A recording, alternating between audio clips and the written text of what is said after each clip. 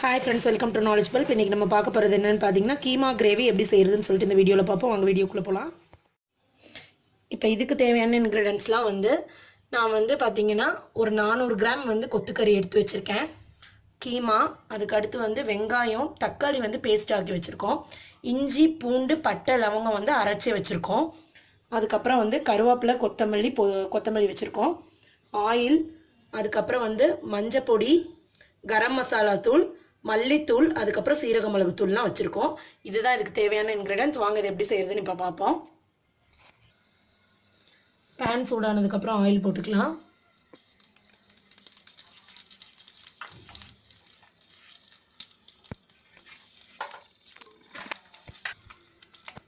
ஒரு வெங்காயம் போட்டுக்கலாம்.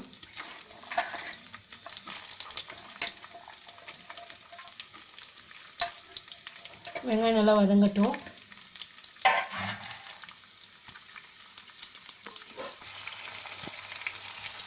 உப்பு போட்டுக்கலாம்.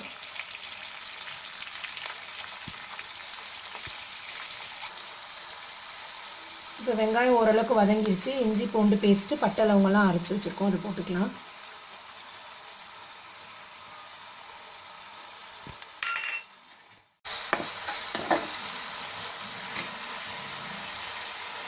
இப்போ தக்காளி பேஸ்ட் ஊற்றிக்கலாம்.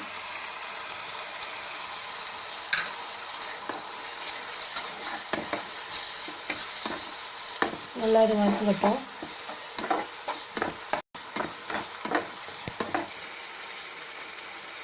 தக்காளி பேஸ்ட்டும் வதங்கினதுக்கப்புறம் மிளகாத்தூள், மல்லித்தூள், கரம் மசாலா தூள், சீரக மிளகு தூள், மஞ்சத்தூள் எல்லாத்தையும் ஒன்றா போட்டுடலாம்.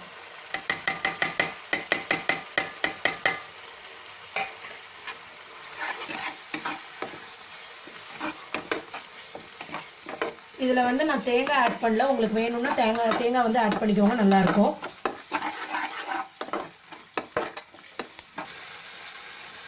கருவேப்பிலை போட்டுக்கலாம்.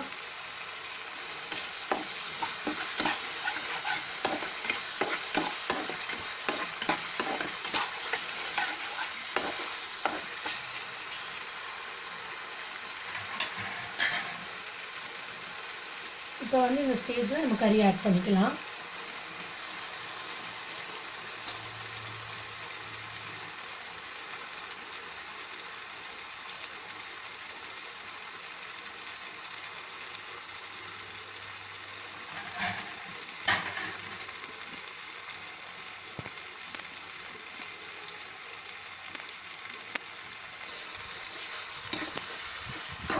இப்போ இந்த மாதிரி வதக்கிக்கோங்க.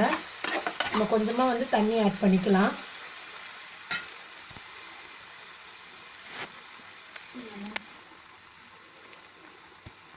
தண்ணி ஆட் பண்ணிக்கலாம். ஆட் பண்ணி ஒரு 15 மினிட்ஸ் கொதிக்க விடுங்க.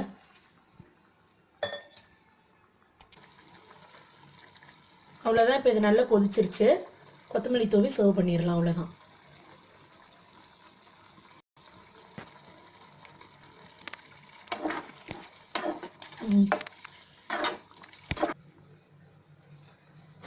அவ்வளோதான். இப்போ நம்ம கீமா கிரேவி ரெடி ஆயிடுச்சு. இந்த வீடியோ பிடிச்சிச்சுன்னா மறக்காம லைக் பண்ணுங்கள், ஷேர் பண்ணுங்கள், நாலேஜ் பல்புக்கு சப்ஸ்கிரைப் பண்ணுங்கள்.